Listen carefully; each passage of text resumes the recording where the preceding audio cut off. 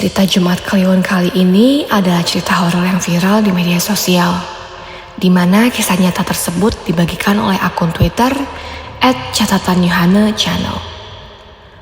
Dalam cuitannya itu, pengunggah menyebutkan jika kisah ini menimpa teman satu SMA-nya yang bernama Rudy.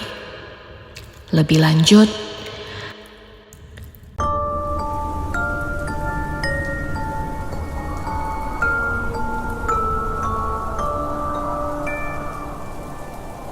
jangan nonton video ini sendirian. Kejadian dari cerita ini bermula saat Rudy mendapatkan tawaran sebuah pekerjaan baru di Pulau Dewata, Bali. Saat itu Rudy pun langsung menanyakan kejelasan tentang pekerjaan apa yang akan dia jalani. Secara singkat, Rudy dijelaskan akan bekerja sebagai driver ojek online di Pulau Bali, di daerah Denpasar. Tanpa berpikir panjang, Rudy langsung bergegas menuju ke Pulau Bali. Di sana Rudy sudah ditunggu oleh temannya. Ia disediakan kos oleh temannya sebagai tempat tinggal Rudy selama berada di Bali. Sesampainya di Bali, Rudy tidak langsung bekerja. Ia harus menjalani berbagai tahap tes hingga akhirnya ia lolos dan bisa bekerja sebagai driver ojek online di salah satu perusahaan. Seminggu berlalu, Rudy masih saja belum memutuskan untuk bekerja. Di sana, Rudy hanya berkeliling Denpasar sembari menghafalkan ruas-ruas jalan di sana. Setelah hafal, Rudy memulai pekerjaannya dengan mengantar salah satu mahasiswa dari universitas di sana. Lanjut setelah itu, Rudy mulai terbiasa dengan pekerjaan barunya. Hingga suatu ketika, Rudy mendapatkan orderan makanan, di mana orderan tersebut berjumlah sangat banyak. Setelah makanan selesai dipesan, Rudy pun akhirnya langsung bergegas mengantarkan makan itu ke tempat tujuan. Jalan demi jalan telah dia lalui, hingga tempat yang dituju telah ditemukan. "Ini aneh," kata Rudy. Tak disangka, ternyata tempat tujuan orderan itu adalah sebuah rumah kosong. Karena takut ada hal yang tidak diinginkan, tanpa basa-basi Rudy langsung memutar balik motornya. Rudy memacu motornya lebih cepat dari sebelumnya dan memutuskan langsung kembali ke kosannya. Sesampainya di kosan, Rudy dengan sukarela memberikan makanan tadi ke temannya. "Banyak sekali, Rud?" tanya teman Rudy. Iya, barusan dapat orderan fiktif. Masa alamat tujuannya di rumah kosong?" jawab Rudy. Sambil terus mengobrol, mereka memakan sendiri makanannya. Hingga pada hari itu, Rudy memutuskan untuk tidak bekerja sementara. Rudy hanya menghabiskan waktunya untuk tidur dan bermain game di kosannya. Keesokan harinya, Rudy kembali bekerja karena dirasa hatinya sudah tenang.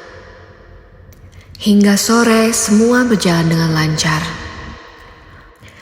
Rudy terus mengaktifkan aplikasinya untuk mendapatkan orderan.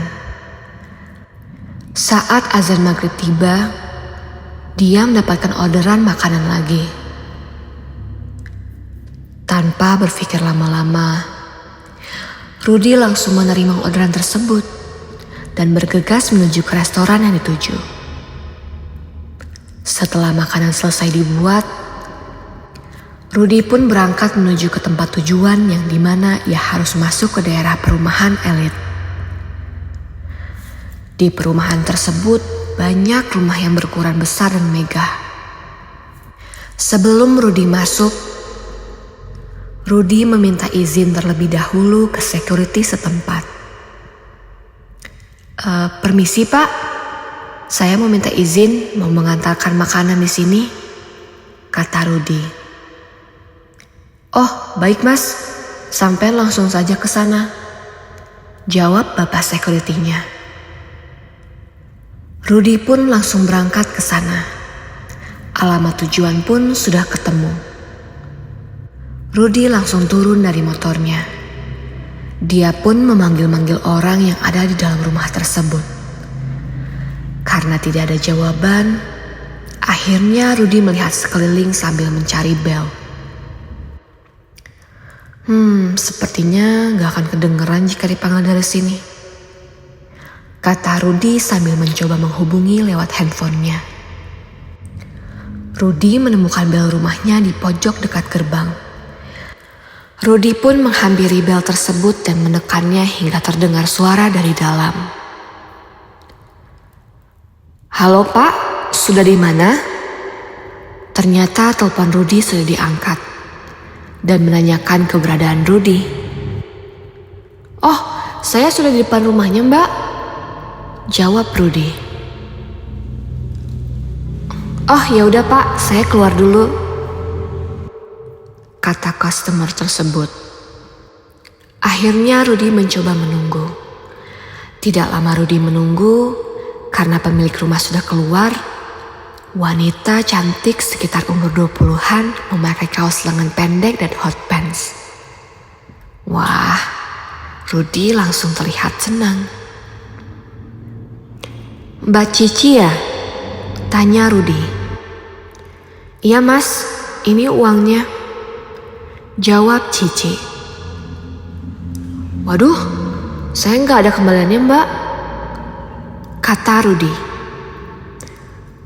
Loh, ya udah kalau gitu saya ambil uang pas dulu ya mas, jawab Cici.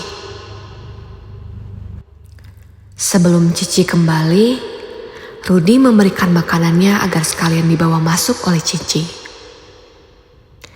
Tunggu sebentar ya mas, kata Cici sambil berjalan kembali masuk ke rumahnya. Cici terus berjalan cepat dengan sedikit lari kembali ke rumahnya. Cici sengaja tidak menutup kembali gerbang rumahnya. Sambil menunggu Cici mengambil uang pas, Rudy pun mencoba melihat sisi rumah Cici yang sangat bagus. Bagus banget di rumahnya, kata Rudy dalam hati. Di dalam gerbang terdapat taman dan di tengahnya terdapat air mancur yang indah. Sekitar 15 menitan Rudy menunggu, namun Cici masih saja belum keluar.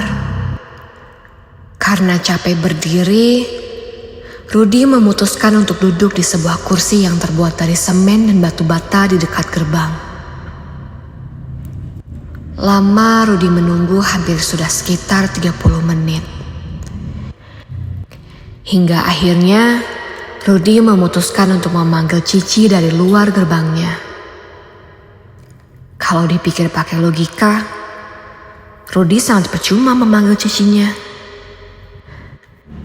Karena jaraknya memang jauh dari depan gerbang ke pintu rumah Cici. Entah mengapa si Rudy ini lupa jika di situ ada bel rumahnya. Saat Rudy memanggil Cici ini, tiba-tiba dia dikagetkan oleh security yang menepuk pundaknya. Mas, ngapain manggil-manggil orang di dalam sana? Tanya Pak Security. Sambil menoleh ke arah Pak Security, Rudy menjawab, Mbak Cici yang ada di rumah ini pesan makanan lewat ojol Pak.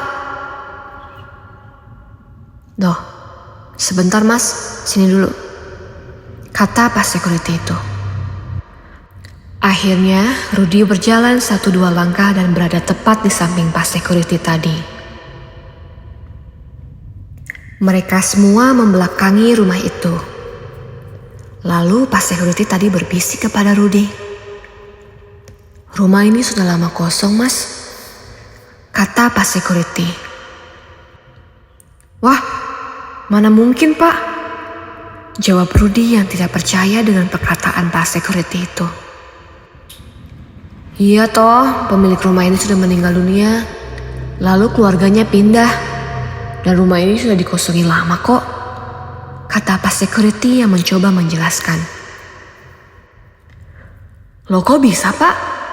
tadi itu saya lihat mbaknya keluar. Dia ngambil makanan juga. Terus uangnya yang dikasihkan nominalnya besar. Jadi saya minta diambilkan uang pas saja, kata Rudy. Coba sampean lihat ke belakang, Mas. Itu rumah sudah kosong, kata security itu dengan nada yang sedikit mendekat. Rudy langsung menoleh ke belakang. Alangkah kagetnya Rudy. Rumah yang tadinya bagus berubah menjadi rumah kosong yang tidak berpenghuni. Tidak terurus, di mana ada banyak sawang-sawang di temboknya. Juga rumput alang-alang yang sudah tinggi. Astagfirullah, kata Rudy. Badan Rudy lemas dan gemetar. Tapi Pak, makanannya tadi dibawa masuk ke rumah itu juga loh, kata Rudy yang masih tidak percaya. Lah, dibawa kemana Mas? Itu loh makanannya masih nyantol di motor kamu, jawab pas security sambil tangannya menunjuk ke arah motor Rudy. Rudy semakin lemas dibuatnya. Lalu tadi siapa Pak? Tanya Rudy sambil mulutnya yang gemetar. Sudahlah Mas, ayo kita ke pos dulu. Mas tenangin diri Mas dulu di sana. Nanti saya buatkan teh, kata pas security tersebut. Akhirnya mereka berjalan ke arah pos yang dimaksud. Saat itu Rudy menuntun motornya karena memang jaraknya hanya beberapa langkah saja. Dan juga karena pas security-nya membawa sepeda pancal. Sesampainya di pos, pas security itu memberikan segelas teh kepada Rudy. Lalu dia menceritakan memang banyak kejadian di rumah itu sebelum Rudy.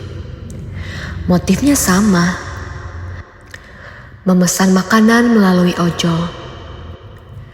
Namun, ada juga beberapa yang mengalami kejadian seperti Rudy, di mana menurut ojol tersebut rumah itu awalnya bagus, namun akhirnya justru seram.